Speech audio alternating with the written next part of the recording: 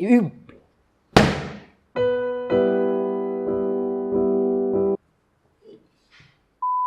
2 years ago, Nvidia released its 900 series cards, which was based on Maxwell architecture.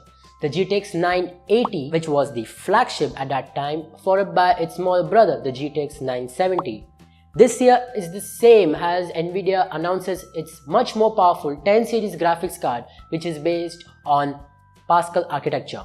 The GTX 1080, which is now the flagship, priced at $700 and 70,000 INR, and which is followed by its smaller brother, the GTX 1070, priced at 34,000 INR and $450. Now coming to the price, the one thing that still annoys me that the price of GTX 970 and 980 hasn't been lowered yet by Nvidia. So for GTX 980, which costs around 50,000 INR, instead of buying that, you can buy one of these, a GTX 1070 and also 960. Nvidia? Really? Anyway, today we just focus on the GTX 1070 as it has the best price to performance ratio on the market. Now the GTX 1070 we have here is from the ASUS. This is their ROG Strix version. It is the fastest custom GTX 1070 you can find now on the market. I personally have been a huge fan of ASUS products as they include a ton of features and a bit more horsepower than the reference card. So let's get started. Let's get on with the physical overview. So when you first look at this card, it just looks massive with its 3 cooling fans. It's a bit larger than my ASUS Strix GTX 980.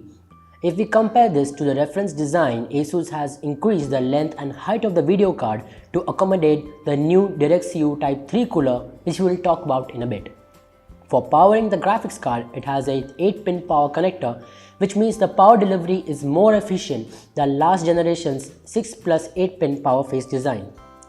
The SLI bridge can connect up to 4-way SLI configuration. They have swapped out the IO config. It has a DVI-D, 2 HDMI 2.0 and 2 DisplayPort 1.4. And now the reason ASUS replaced a DP 1.4 with a HDMI 2.0 was to provide the gamers with a VR-friendly HDMI port, which means with the graphic card connected to a monitor via one HDMI port, you can use the second one for VR headsets like HTC Vive or Oculus Rift. For aesthetics, ASUS decided to go full stealthy black, which according to me looks badass.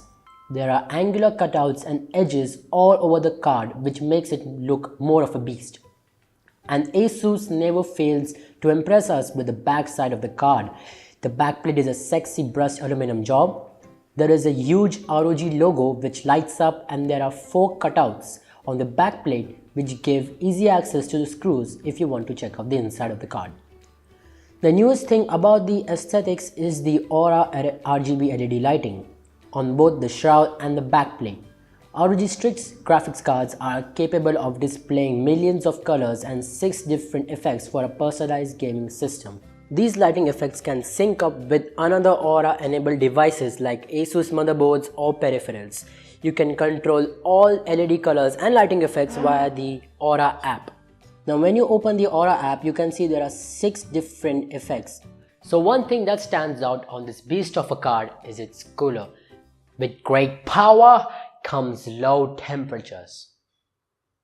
Yes, and ASUS has taken care of that by providing us with its new DirectCU Type 3 cooler, which means the heat pipes make direct contact with the GPU chipset. This results in much lower temperatures than reference design. DirectCU Type 3 features triple 0 decibel fans engineered with a patented wing blade design that delivers maximum airflow and improve 105% static pressure over the heatsink, while operating at 3 times quieter volumes than the reference card. In terms of cooling, ASUS has taken a step forward by providing its new card with 2 4-pin GPU fan-controlled headers, which can be connected to system fans for targeted cooling. So let's now talk about the inside. This card packs some serious horsepower, all thanks to the new Pascal architecture of the GPU chipset. It delivers some serious punches with much greater power efficiency. The Strix 1070 comes out of the box with a factory base clock of 1632 MHz boost clock of 1835 MHz, 1920 CUDA cores, memory clock of 8008 MHz and memory interface of 256-bit. The video memory of this card is 8GB GDDR5.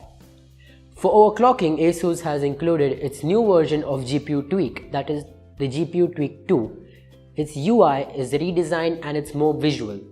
If you want to overclock the graphics card, it's much easier. Just increase the voltage, set a temperature and power target, increase the boost clock and you are good to go. I don't think overclocking will be necessary as this beast can handle today's high demanding AAA titles even on 4K resolution at respectable frame rates. And now the part you all have been waiting for, the benchmarks. We will not be overclocking our graphics card, we will running all our benchmarks on a standard test bench which you can see right now.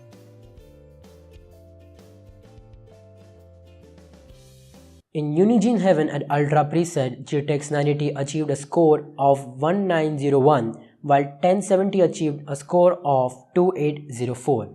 In Witcher 3 at Ultra settings, GTX 980 achieved an average FPS of 53 while 1070 achieved an average FPS of 70. In Black Ops 3 at Ultra settings, 980 achieved an average FPS of 124 while 1070 achieved an average FPS of 167.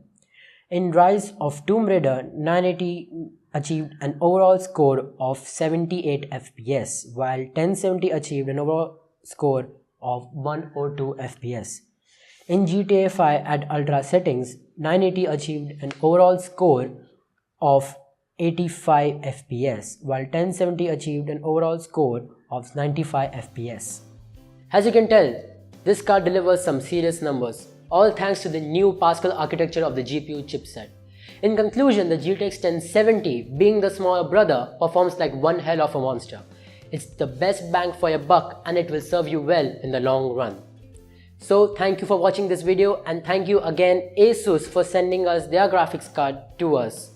Please like, share and subscribe and feel free to comment if you have any queries about this video. Thank you again for watching and I will catch you in the next one.